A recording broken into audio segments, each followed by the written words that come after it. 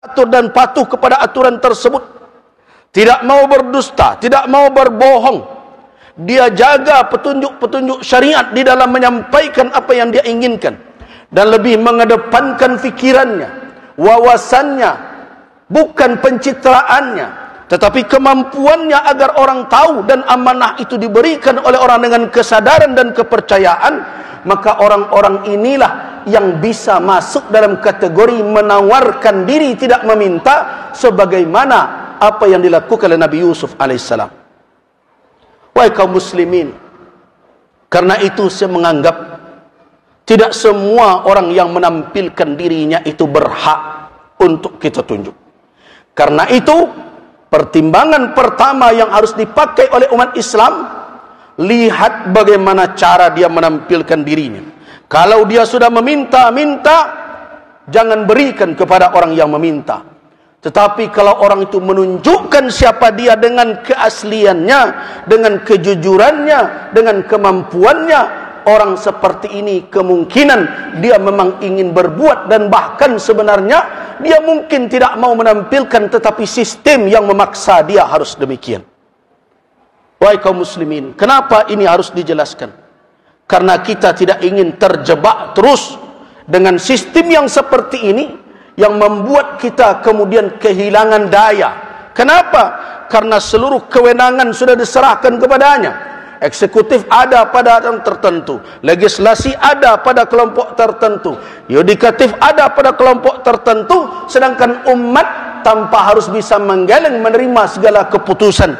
Demo tidak didengarkan karena mereka sudah sudah tidak lagi memiliki rasa kesentuhan hati melihat orang menangis dan meratap karena kebijakan yang dia ambil. Nah, wahai kaum muslimin, persoalan ini persoalan syar'i. Jadi jangan ada pula yang mengatakan, kenapa tidak urus masalah solat saja oleh ulama? Kenapa tidak urus MUI masalah puasa saja? Kenapa tidak jelaskan masalah ini saja? Di dalam Islam tidak ada satu lapangan pun yang tidak ada petunjuk syariat padanya. Jadi orang-orang yang menyuruh ulama diam dalam memberikan petunjuk kepada umat untuk memiliki pertimbangan dalam memilih pemimpin dan wakil, itu adalah orang-orang sekuler yang tidak menginginkan ulama menyampaikan petunjuk Al-Quran dan Sunnah, pandangan syariat dalam kajian-kajian fikih kepada umat. Ingat, Islam itu kamil, sempurna, syamil, meliputi seluruh masalah. Itulah makna al-yawma akmaltu lakum dinakum. Barakallahu lakum bil Qur'anil Karim wa nafa'ani wa iyyakum fi min al-ayati wa dzikrat. Aqulu qawli hadha wa astaghfirullaha lakum minal ghafurur rahim.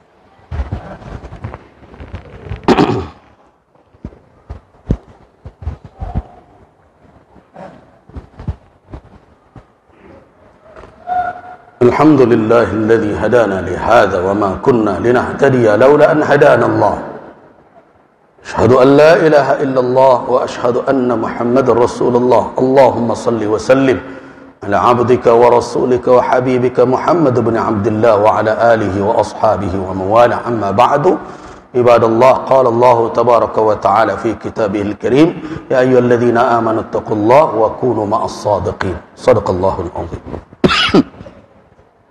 Jemaah rahimakumullah, di antara keputusan yang diambil oleh para ulama se-Indonesia dalam ijtima' di Padang Panjang, bahwa memilih pemimpin, mengadakan suatu kepemimpinan di tengah masyarakat bukanlah suatu hal yang sunnah, tetapi wajib hukum.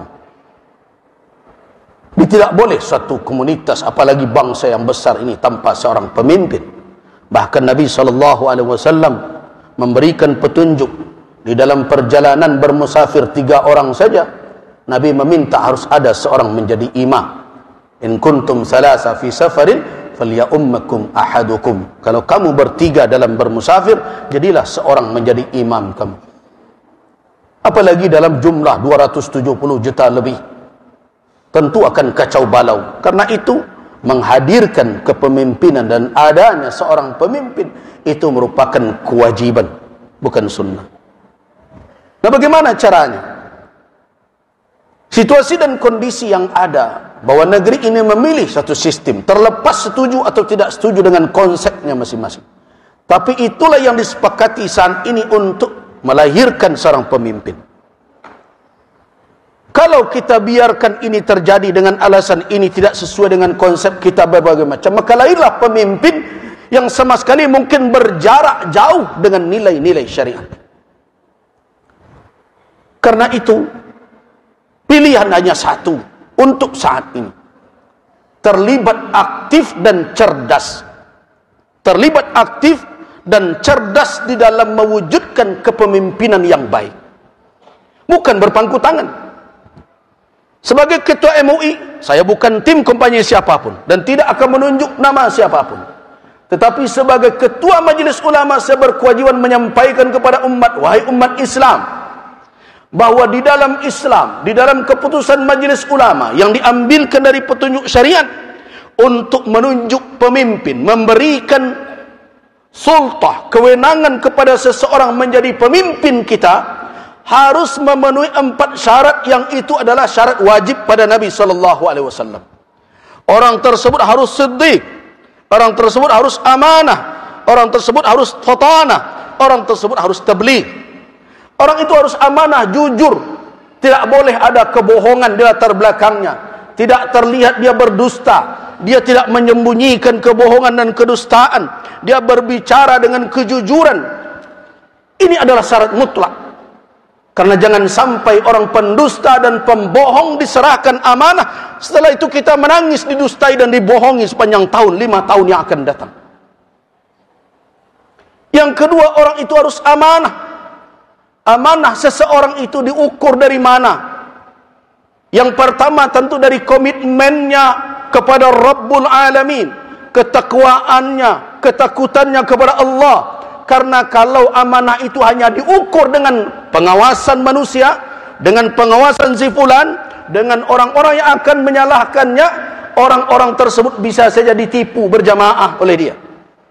Karena itu pertama sekali dalam mengukur amanah seseorang, bagaimana tingkat komitmennya beragama, ketakwaannya, ketakutannya kepada Allah, salatnya bukan hanya di depan kamera, tanya orang sekitarnya, cari tahu siapa dia. Kalau salatnya tidak benar, bagaimana amanah akan ditumpangkan? Kalau Rabbul Alamin saja, Allah Subhanahu wa taala saja tidak ditakutinya, yang menjadi beban ditanggungjawab di atas pundaknya, bagaimana dengan amanah manusia? Yang kedua, lihat perjalanan hidupnya selama ini. Apakah janjinya bisa dia buktikan atau tidak?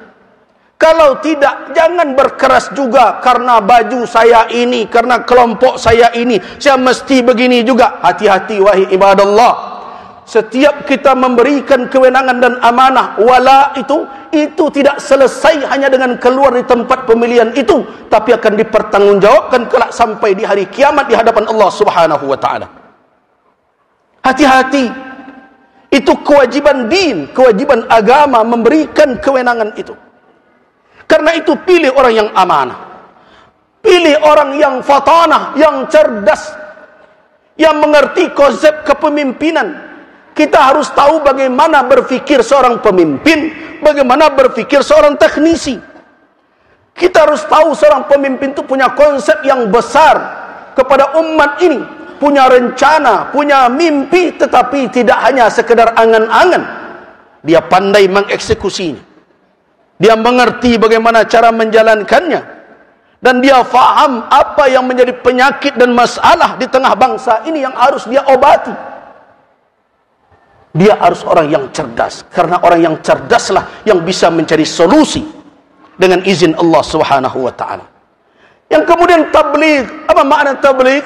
Pandai menyampaikan, menarasikan fikirannya, menjelaskan maksudnya, mengembangkan wawasannya. Jadi ada pula orang yang mengkritik, pemimpin kok pandai bicara saja. Salah satu syarat pemimpin, dia harus pandai bicara. Kenapa? Karena konsepnya, pemikirannya, wawasannya tidak akan diketahui oleh orang di sekelilingnya, oleh umat, kalau dia tidak pandai menarasikan, menyampaikan kepada orang lain. Dan dia harus jujur menjelaskan yang sebenarnya. Itu tabligh. Apa makna tabligh? Orang itu transparan, orang itu punya kemampuan dan kemauan dengan lurus menyampaikan apa yang ada yang menjadi tanggung jawab dan tugas. 4 sifat itu wajib. Nah, kalau ada orang yang seperti itu, di dalam fatwa Majelis Ulama tersebut, wajib memilih orang yang seperti itu. Dan memilih yang selain itu haram hukumnya di dalam Islam. Begitu keputusan. Nah, hari ini saya sampaikan, Allah Subhanahu wa taala menjadi saksi dalam khutbah ini. Allahumma fashhad, ya Allah saksikanlah, saya telah sampaikan kepada umat di negeri ini, kita akan dipertemukan oleh Allah Subhanahu wa taala. Saya lepaskan tanggungjawab saya hari ini, saya telah ingatkan umat khusus di Masjid Muhsinin ini, kalau ada orang yang memenuhi atau mendekati standar yang itu, maka wajib memilihnya, dan memilih yang lain padahal ada orang yang memenuhi kriteria tadi, haram hukumnya. Itu keputusan ijtima' Komisi Fatwa Majelis Ulama se-Indonesia di Padang Panjang tahun 2009. Innallaha wa malaikatahu yusholluna 'alan nabi ya ayyuhalladzina amanu shallu 'alaihi wa sallimu taslima. Allahumma shalli 'ala Muhammad wa 'ala ali Muhammad kama shallaita 'ala Ibrahim wa 'ala ali Ibrahim innaka Hamidum Majid. Allahumma barik 'ala Muhammad wa 'ala ali Muhammad kama barakta 'ala Ibrahim wa 'ala ali Ibrahim innaka Hamidum Majid.